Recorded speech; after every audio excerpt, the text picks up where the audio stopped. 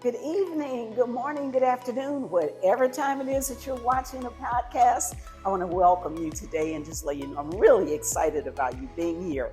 We have some great things lined up for you today. If you are concentrating on the fact that you can lift your health to another level, or if you are struggling with some health issue in your life, you're confronted with something that maybe has attacked your body right now and it's a real struggle. I'm so glad you're here. I think you're in the right place at the right time because we're talking about all things health and particularly how to unite your faith and medicine together to get you the vibrant health and healing that you so deserve. Okay, so today, we're going to talk about change, and I want you to claim your change. Claim a change. When you look at your life and you think about those things that are either risk factors in your life, sometimes there are trends or family health issues. You may have personal health issues or lifestyle hazards that may be endangering your health, and you can sometimes just look ahead and dread what you know is down the road. Let's say, for instance, a person may be a smoker and they know that they need to stop smoking. They know that it's wreaking havoc on their health. And even though they may be in good health right now and fine and doing well, but they know it's like the handwriting is on the wall, and it is a constant thought in the back of your mind that you know that you need to make a change. Maybe you're living a lifestyle that's too sedentary, and you know that you need to start moving your body more. And sometimes we need to make these changes, a change in our diet or lifestyle, and we know we need to make these changes, but sometimes it's like we're human. So there's sometimes a tendency to procrastinate, put it off until tomorrow or next week, or I'm going to do it eventually. But I want to challenge us today to start thinking about making the changes that you need to make to move toward better health. Now, the thing about change is this. There's an old saying that Rome was not built in a day. And I think that saying is true. We know Rome couldn't possibly have been built in one day, but yet it got built. How? One stone at a time. And that's how we're going to make a change. Just decide what it is that you want to do, what it is that you need to do, and focus in on that. I say take baby steps. As long as you're going in the right direction, as long as you're addressing something that needs to be addressed in your life, you're going to see progress. And that's what we want. We want to be headed in the right direction and to be able to reap the benefits of making the changes that are needed that are going to move us toward better health. And some people, oh my goodness, some people are lazy and they don't want to do their part. They want God to do it all. Well, I got some news for you. God has already done his part. We don't have to try to nudge him and talk him into, persuade him into doing something. He's already done his part. He has made perfect provision for us to receive good health and healing.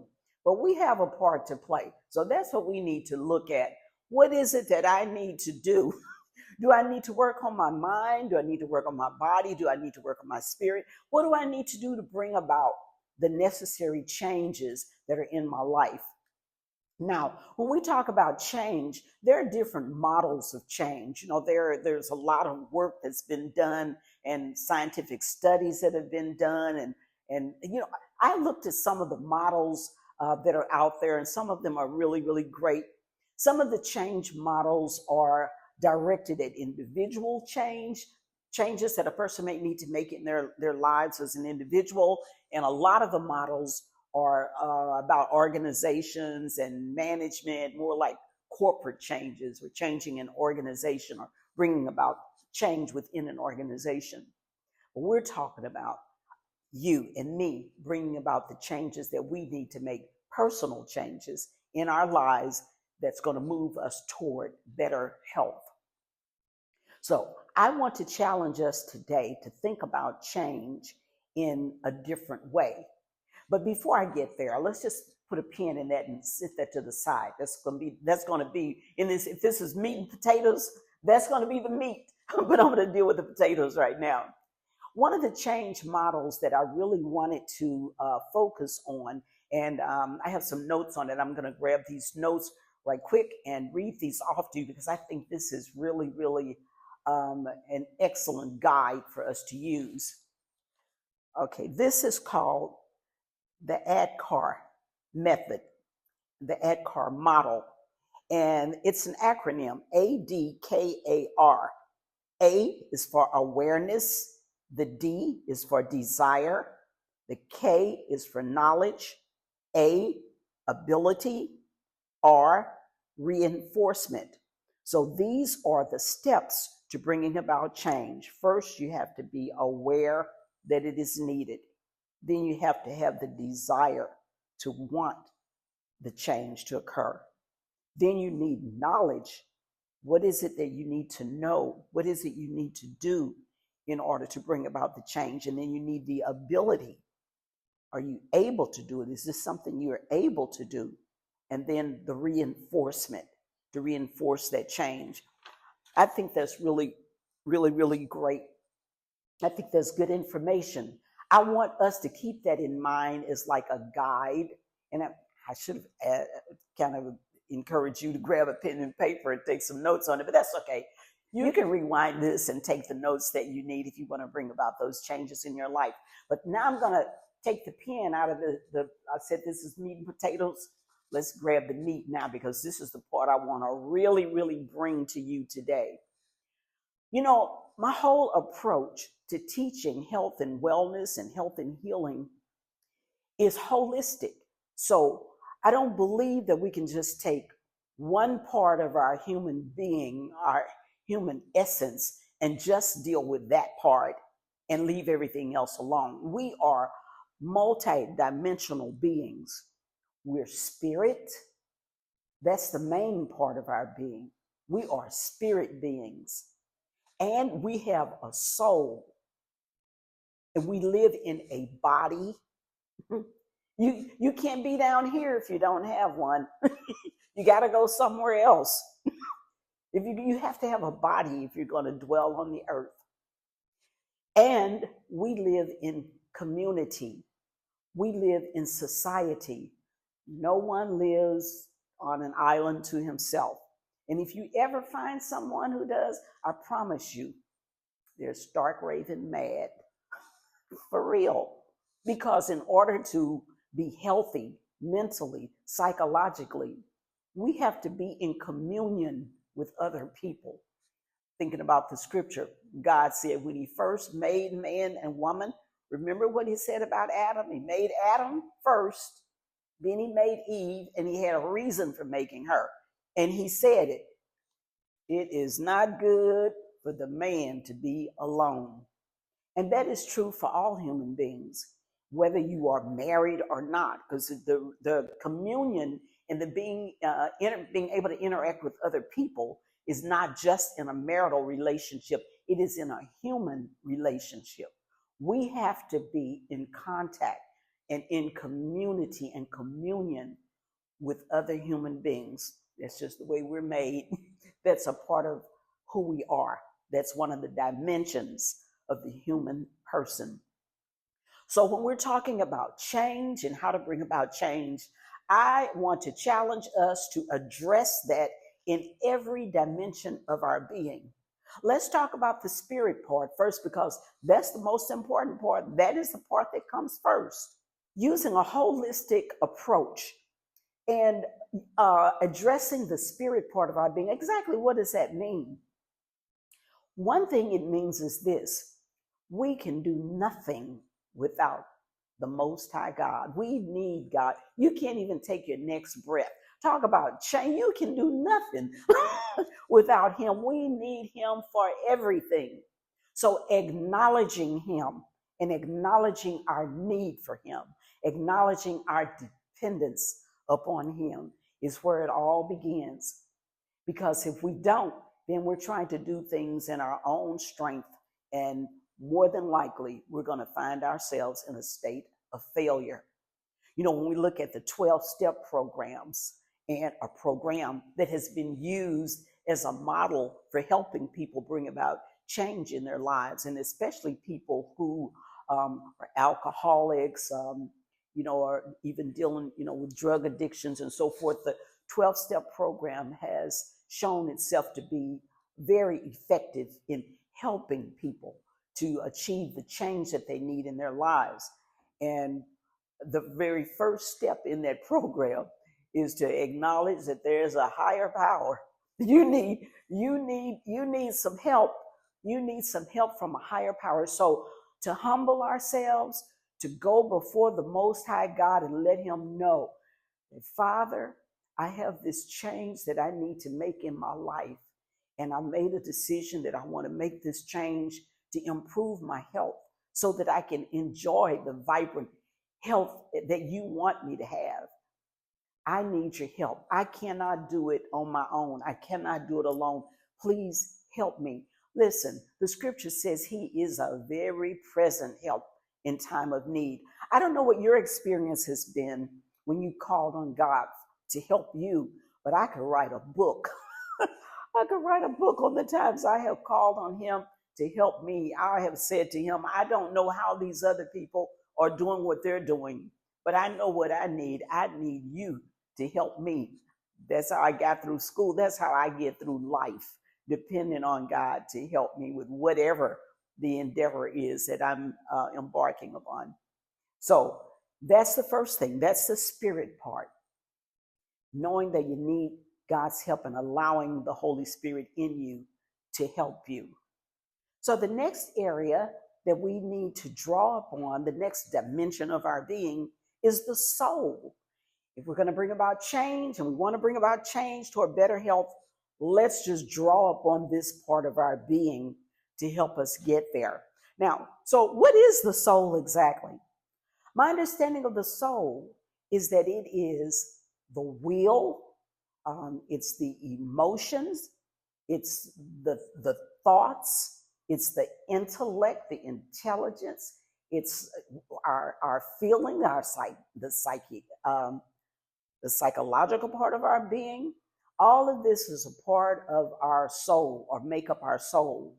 So when we want to draw upon our emotions and draw upon our intellect, our intelligence to help us. So in this area, we're going to get knowledge, the knowledge that we need in order to make a change. We're not just going to go out there beating at the air, beating at the wind, and don't know what we're doing. Let's get the information, some good, solid, true information that's going to undergird us in making the change that we need. And then as we work on our mind, we can do it by reading, by writing. When we write things, we're reinforcing it. It's like just going over it again and kind of drilling it down deeper into our psyche. So writing it down, saying it out of our mouth, speaking it. You know what? I can remember sometimes wanting to bring about some changes, like reaching a goal. I made up some songs about it. Just go around singing the song, sing the song, make up a song. There's a scripture that tells us to sing to yourself in hymns and spiritual songs. So you're singing to your spirit. You're reinforcing your inner man. You're making yourself stronger on the inside toward moving toward those changes that you want to make. These are ways that you can do that. Draw your emotions into it. That's one of the things that singing helps to do. Helps you to feel it. Start feeling it. You might want to put a picture before you that is a reflection of the goal that you're going after, the change that you want to make, and make it something that shows you in a state of success. And keep that before you and look at it and feel it. Oh, I'm going to feel so good when I can do this. I'm going to feel so good when I reach this goal. I'm going to just rejoice and be so happy when I've made these changes that I need to make in my life. So make it a part of your emotions. Get your emotions involved with it so that you're excited about it, that you feel good about it. This strengthens you on the inside. It gives you the drive that you need to be able to remain consistent and focused to reach that goal that you're going after. Now, what's the next area? The next area is our body. So get the body involved in it. And and this is like that old saying that says practice makes perfect. There's a lot of truth to that. Anytime we're doing something and we do it over and over and over, again and again and again, we keep getting better and better and better. So don't give up. Don't be discouraged. Just stay on track.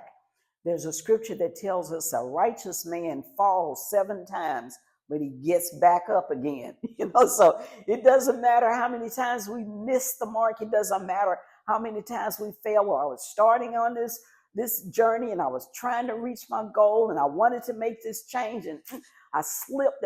That's okay. Just get back on track. If we get back on track and keep getting back on track, we're going to get there. I think that there was somewhere I read that a person who is trying to stop smoking, for instance, it's usually the person who about the 20th time that they make that their goal and they put forth the effort, it takes about that many times, like starting and stopping, to keep trying to fall, but get back up and get back on track again. By the time they have gone through that, the 20th time, that's when they're going to find success. Now, those numbers don't hold up for everything. That's just that particular thing and what the research and science has shown in that area. But in terms of the change that we need to make, the whole point I'm making is that don't be discouraged. Don't give up. Don't quit. So what if you miss today? Tomorrow is a new day. His mercies are new every morning. Every day is a fresh new beginning. And so you can start again. You can try again. And why not? This time you may be successful. If not, start again. Try again. Get your body involved and practice. So this week, okay, you did it 4 times and missed it 3. Okay, so next week, maybe you'll do it 5 and miss 2. That's okay, because if you continue on, eventually you're going to hit that place, that stride, that place, that conditioning where it becomes a natural, normal part of your lifestyle and your habit. And that's where we want to be in bringing about the change that is necessary in our lives. I'm going to tell a little bit about myself. I guess I'll go ahead on and be transparent, even though I know that this is going out, who knows, all over the world is possible. But I remember when I was like physical exercise and physical movement has always been somewhat of a challenge for me, even as a young person, as a teenager. It's like something that I never wanted to do and was never good at and never really got that involved in it. I liked other things, not physical exertion. So as I got older and I started to face some possibility of health challenges based upon family history and that sort of thing, and I realized where I was living at that particular time was not conducive to my being physically active. I had moved from a place where I was riding my bicycle and walking and being physically active almost every day to a place where I had become very, very sedentary. And then I realized that I was deconditioned and, easy to get short of breath, easy to just not be able to move around the way I needed to.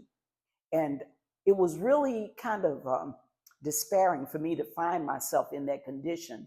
So you know what I did? I started making some changes, not big ones, just little ones, like walking in place in my house, just walking around in my house, then walking out in the hallway, then going outside and walking, in front of my building, and then the walk kept getting longer and my conditioning kept getting better and I kept getting stronger until after a while walking around the complex where I live was just not challenging enough. So I started going to the gym. You have everything you need right now to help your body work better. Okay. You don't need a gym membership. If you've got one, fantastic. You don't need a personal trainer. If you have one, awesome. But what you need is what you already have. You got a body that works. You have a body that functions. Unless you are a quadriplegic, your body can move. Some part of it can move. Get to moving. Get it to moving. So I started doing push-ups against the wall, just doing push-ups against the wall. You can build your own resistance and strengthen your own body. So just making those small incremental changes, like I said, health is not a destination. It is a journey. Get started and get moving in the right direction, and then affirm yourself. This is something you can also reward yourself, affirm yourself, tell yourself you're doing a good job. Send somebody a picture and let them know, look at what I'm doing. I'm making this start. And that way you're also bringing in the community. As I said, we're not living unto ourselves. We're living in communion with other people. So also in your relationship with other people, to interact with them. I had started here recently, I started posting some of my pictures of myself as I'm outside walking in the fresh air and the sunshine. This is such a beautiful time of year. And I started posting them. And to my amazement, people have begun to react and to respond. Just this week, in fact, I got feedback from a couple of people, young women, much younger than me, who said, you inspired me. I'm going out and I'm walking. And some of them took pictures and sent the pictures to me of themselves, that this is something that they've started doing. This is awesome. Another sister who's closer to my age said the same thing. You're really inspiring me. Listen, that's what it's all about. And that's what community is about. That's what relationship and relating to other people is about, to inspire others. And when they're inspired, then it bounces back and it gives me more encouragement to continue moving forward. So what I want you to do today, I want you to name a change, claim a change, identify what it is that you want to change about your lifestyle.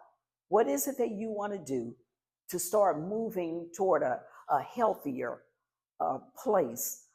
Something that you can do to prevent some of those diseases that perhaps run rampant in your family.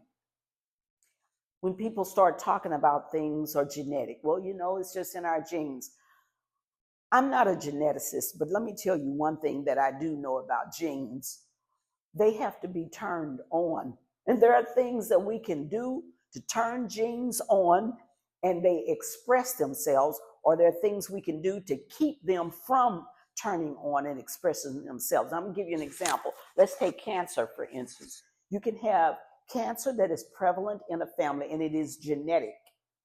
If a person's lifestyle and their lifestyle habits, the way they eat, the way they sleep, the way they move their body or lack of exercise, maybe some other habits that they have that are not good, healthy habits, drinking too much maybe, or smoking, all of these things come into play to turn on the expression of that cancer gene. You can take another family member who's got the exact same gene, but they're not smoking, they're not drinking, they're going outside getting fresh air and sunshine, they're sitting beside fresh water outside and fresh trees. The trees and the grass and the plants are cleaning and purifying the air. Our bodies respond to that environment, and it produces healing hormones in us. This person is going to bed at the right time. So when God turns the light off, there's a reason for it. It means it's time to go to sleep. Oh my goodness, I'm guilty. I am guilty. I feel guilty even telling you to do that when I know I need to do better. But I tell you what, I'm working on it, and I invite you to work on it too. Most of us are not getting the proper sleep. We are in a circadian rhythm. We are in rhythm with the entire universe. God has the universe on a rhythm. And you know what? It is obedient to his schedule. We human beings, we're probably the only creatures walking around who are not in rhythm with God's schedule. because he turns the light off. You can hear the crickets chirping. They're like, it's nighttime, it's nighttime, time to go to sleep. I mean, I remember during the eclipse when we had the total eclipse and we could see it in totality here in St. Louis. And that was in 2017 that we had it in totality. And I remember how it became so dark that the night creatures, the night lights came on and the night creatures became active, and you could hear them chirping all the night sounds because they respond to their signals. So what has man done? What have we done with our smart cells? We learn how to turn a light on. You know, we can make, if God turned his light on, we make us our own light and turn it on. I love electricity and I love having a light. So I'm just saying this so we can have a consciousness of it. The healing hormones in our body, when our body is going through the process of taking the energy and focusing it on the task at hand, the main task at hand for healing, restoration, and repair is at nighttime, especially between the hours of 11 p.m. and about 1 a.m. That's when the healing hormones peak. We need to be in bed asleep. Why? Because after that, they begin to go back down. And then, you know, it's like you cannot force them on or off. This is just a part of the circadian rhythm, which is in rhythm with the entire universe. It's the moon and the pressures and the atmospheric pressures and the weather and all of that come into play and have an effect on our body. And so we need to get in step, get in tune. It's like doing a dance with all creation, you know, so that we're healing. Our energy is focused on healing when that's the task at hand, instead of us doing some other things, you know, like turn the light on. We should be resting. We're up eating. We got the digestive tract working when it's supposed to be resting. And so it's like misusing the energy. It's like abusing the system. And you can't do that without consequences. The consequences are going to show up. Like doing a dance with someone and you're all out of step and all out of rhythm. Somebody's going to step on somebody's toes and it's going to hurt. So that's the same kind of thing that happens when we're not in tune and in rhythm and with the flow of God's design for a schedule. So these are the things that we want to tune into, and then we want to make the changes that are necessary and just begin to practice them until they become a part of our unconscious and subconscious habit. You do it without even thinking about it. Your body prefers it. And so I want to encourage us very much to do that. So as we're drawing this episode to an end, I want to look forward to you joining me when we come back. And we're going to be talking about the 7 pillars to a healthy lifestyle. 7 pillars to a healthy lifestyle. And I also want to encourage you. I have a gift for you. And so this gift, you see these bands that I have on my wrist? And these are about the podcast here, A Time to Heal podcast. I want you to have one of these because what I want you to do is as you make that decision of a change that you're going to take in your life, I want you to wear one of these as a reminder. So when you look at it, you'll remember what it is that you're working on, the change that you're making, and that you'll be encouraged. How can you get one of these? Write to me. You can visit my website and send me your address. And that website is www.alphawellnessstl.com. You can leave a comment in the YouTube comment box. You can do that. Send me an email. That address is also on my website. And just let me know how to reach out to you. And I want to send one of these to you so that you'll be reminded to stay on track with the change that you want to make. In the meantime, I want to thank you so much for joining me today. I hope you got something out of this episode, and we'll see you next time. And in the meantime, be encouraged and know without a shadow of a doubt that this is a time to heal. God bless you.